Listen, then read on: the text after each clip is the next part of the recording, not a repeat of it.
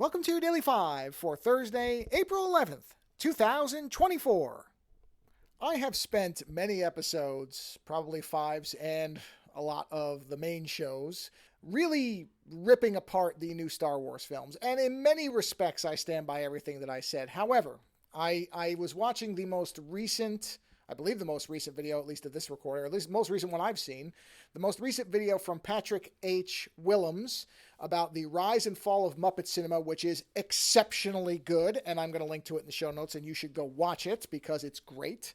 And one of the things that he points out, I think in the second half of the video at some point, is that in the new Star Wars films, there was a concerted and intentional effort to bring back practical effects. And that is one thing that I often forget to mention as a credit. Even though I think that the new movies are largely devoid of any quality, I think they are too reliant on the old material, too recycling of characters, too disjointed, all the other complaints I've made.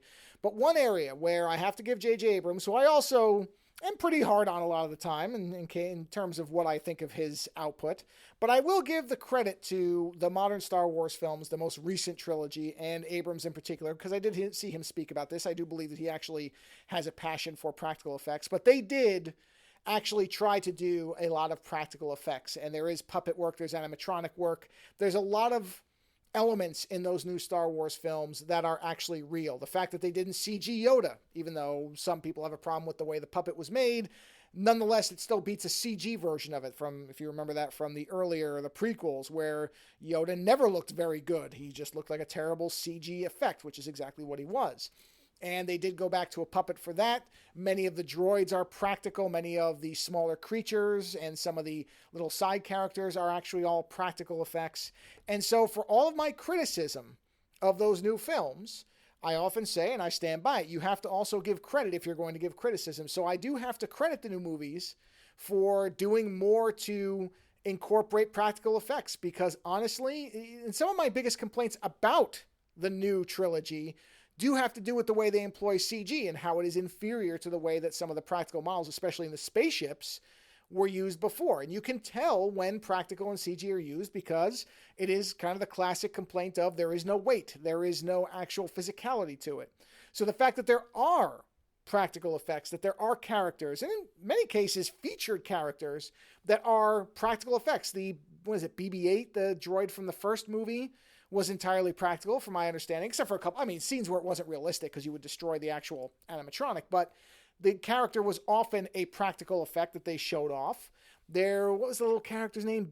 Bibu Frick, which is a great name, I believe is entirely a practical effect. Again, outside of shots where it wouldn't make sense, where it would be impractical, but for the most part, there are actual practical effects in terms of some of the stuff is just set decoration, but that's important too. But also characters that you actually see and hear from and watch and see actors interact with.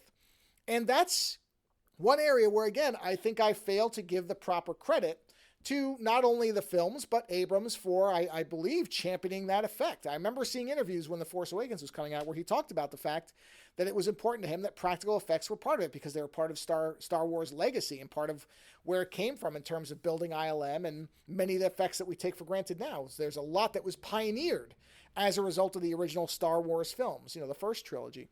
So for all my criticisms, and I retain many of them, there are a lot of problems, and I still can't honestly look at the new trilogy and think that it's really a good set of films.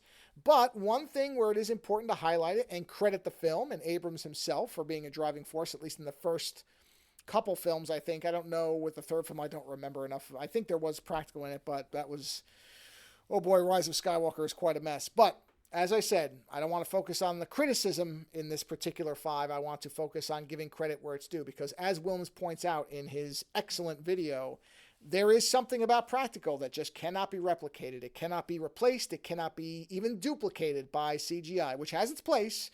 But when you look around and see that there is very little practical, there's now a bit of a resurgence, but some of that has to be credited, must be said, to Star Wars and the fact that this was a gigantic franchise that was embracing practical again, something that it used to rely on back in the original film days. So again, for all of my complaints and all of my criticisms, I want to give credit where it's due. So the new trilogy of Star Wars films did bring back practical, at least in some way, and for that, it should be rewarded with some praise. Later.